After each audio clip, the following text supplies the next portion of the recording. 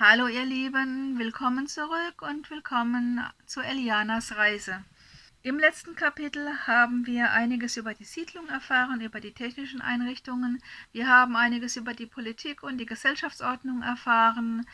Wir haben erfahren, dass Pola die Tochter von Arti ist und wir haben Broderick, den Händler, kennengelernt. Und an der Stelle machen wir jetzt weiter mit dem nächsten Kapitel.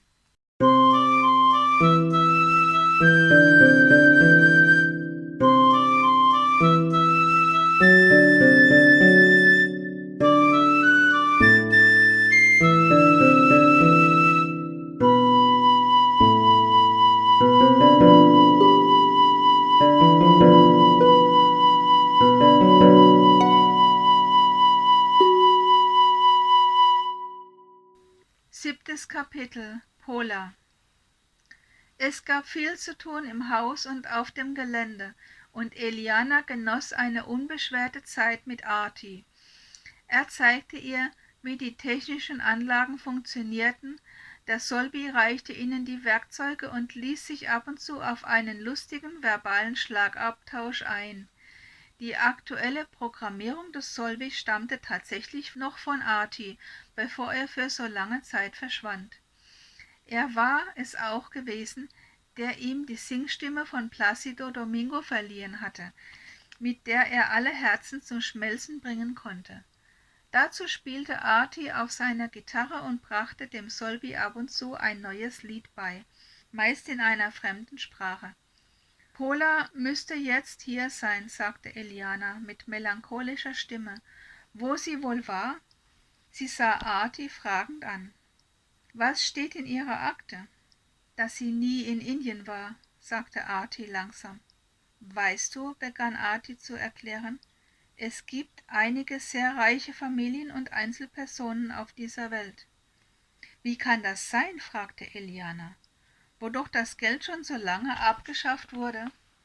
Ja, für die einfache Bevölkerung, sagte Arti, aber nicht für Eliten, Regierungen, die hohe Prominenz.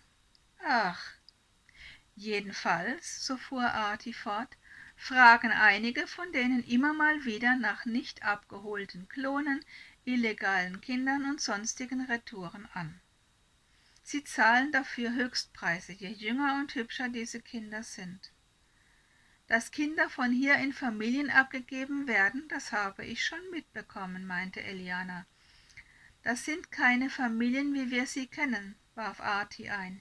Die Kinder müssen arbeiten, und wenn sie ganz viel Glück haben, dann helfen sie im Haushalt. Die meisten jedoch, Arti stockte, die meisten kommen in Häuser oder Organisationen, wo sie für die Unterhaltung von älteren Männern vermietet werden, oder sie arbeiten auf dem Mars. Oh nein, rief Eliana aus. Leider ja, sagte Arti traurig. Wir lehnen uns zwar schon seit vielen Jahren dagegen auf, dass Menschen wie Nutztiere gezüchtet und behandelt werden, aber die Gesetze, die auf den ersten Blick so wohlwollend klingen, haben meist einen doppelten Boden und wir werden nach Strich und Faden betrogen.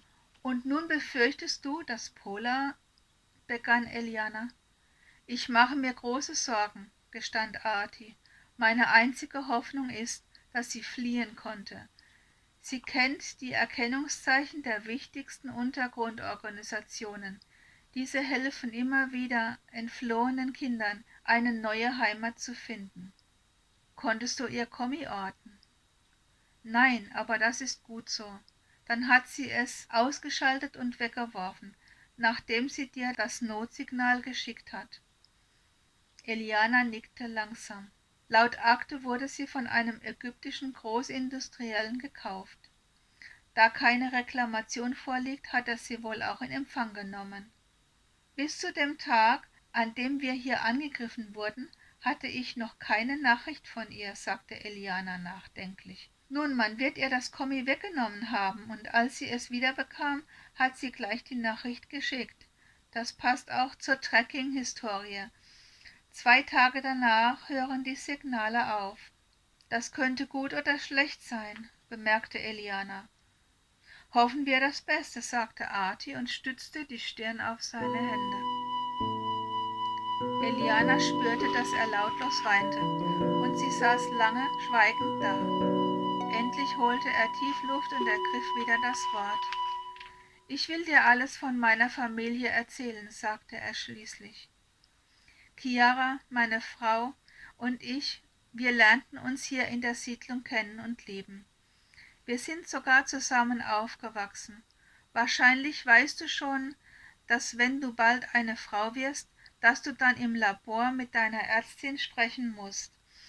Was du nicht weißt, das ist, dass du dann sterilisiert wirst und deine Eierstöcke werden künstlich weiter gepflegt, die jeweils reifen Eier entnommen und lebend konserviert. Auch für Jungs bzw. Männer gibt es eine Methode mit einem vergleichbaren Effekt. Nun, Chiara und ich waren entschlossen, das Bedürfnis der Regierung zur absoluten Genkontrolle zu umgehen und ein eigenes Kind zu zeugen. Deshalb gab ihr Broderick, der damals als Arzt in dieser Siedlung arbeitete, einen falschen Sterilisationscode, und damit ließ sie sich nach der Geburt von Pola in eine andere Siedlung versetzen. Als Lehrerin für Fremdsprachen fand sie mühelos eine neue Stelle, und ich blieb hier, um Mathematik zu unterrichten, was inklusive Hausaufgabenbetreuung schon mehr als ein Vollzeitjob war. »Ein spannendes Leben«, sagte Eliana. »Allerdings«, stimmte Arti zu und fuhr fort. »Pola trägt ihren Namen übrigens schon sehr viel länger, als du weißt. Sie wurde als Baby christlich getauft, selbstverständlich im Untergrund und auch von uns immer so genannt. Da Chiara und ich beide arbeiten und Chiara auch nur begrenzte Zeit unter Vortäuschung einer Krankheit zu Hause bleiben konnte, passte ich Polas ID-Chip an, sodass man sie für einen Klon aus der Siedlung meiner Frau ausgeben konnte. Damit baten wir hier um Aufnahme, und nachdem sie die ersten 3 Jahre in der Säuglingsstation verbracht hatte, kamt ihr beide in das Zimmer, in dem ihr zuletzt zusammen gewohnt habt.« »Und ich bin also ein Klon?«, fragte Eliana. »Ja, ein echter. Du wurdest von den städtischen Kliniken als Nachwuchsärztin bestellt. Aber wie das so ist, nur 80% aller Klone passen am Ende genau auf die Spezifikation. Und so hast du nun alles mitbekommen außer einem besonderen Interesse für Medizin.« »Und was nun?«, fragte Eliana mit gespieltem Entsetzen. »Tja«, meinte Arti. »Freudenhaus oder Untergrund«, sagte er und lachte dann laut über Elianas ungläubige Miene. Eliana wusste zwar nicht, ob sie diese letzte Drohung ernst nehmen sollte, aber wenn man sie fand, konnte ihr das durchaus blühen. »Oder Buchhaltung«, sagte sie. »Du nicht«, lachte Arti, »das würde dich umbringen.« »Das glaube ich auch«, gab Eliana zu. »Was ist aus Chiara geworden?«, fragte sie schließlich. »Ja, das weiß ich gar nicht genau. Die einen sagen, sie sei gestorben, die anderen, sie sei ausgewandert. Ich vermute, sie ist irgendwo im Untergrund.« »Hattet ihr euch denn getrennt?«, bohrte Eliana weiter. »Ach so«, meinte Arti, »die Geschichte ist ja noch lange nicht fertig. Man kam uns auf die Schliche. Ob ich beim Hacken und Programmieren der ID-Chips geschludert hatte oder ob uns jemand verraten hatte, jedenfalls wurden wir alle 3, also Chiara, Broderick und ich, angeklagt und zu je 5 Jahren Haft verurteilt. Für Broderick war das besonders bitter. Auch er hatte eine fruchtbare Frau. Er hatte ihr ein Gutachten ausstellen lassen von einem anderen befreundeten Arzt, sodass sie zu Hause bleiben konnte. Auch die beiden haben ein Kind, einen Sohn. Der dürfte ein wenig älter sein als du, vielleicht 15, vielleicht arbeitet er schon. Er hat eine ID bekommen als Wunschkind der beiden, ordnungsgemäß im Labor geklont und mit 2 Jahren an die Auftraggeber ausgehändigt. Dafür gab es logischerweise einige Mitwisser, und einer von denen hat uns wohl auffliegen lassen. Wir haben alle 3 unsere beruflichen Lizenzen verloren. Brodericks Frau hatte danach einen schweren Unfall mit Schädelhirntrauma und musste in einem Heim untergebracht werden, wo sie letztes Jahr starb. Ich nehme an, der Junge wurde in einer Siedlung untergebracht, bis er berufsfähig war. Ich hoffe, seine Interessen weichen nicht allzu sehr von seiner ID ab. Wir haben bei Pola die Talente ihrer Mutter eintragen lassen und gebetet, sie würden passen.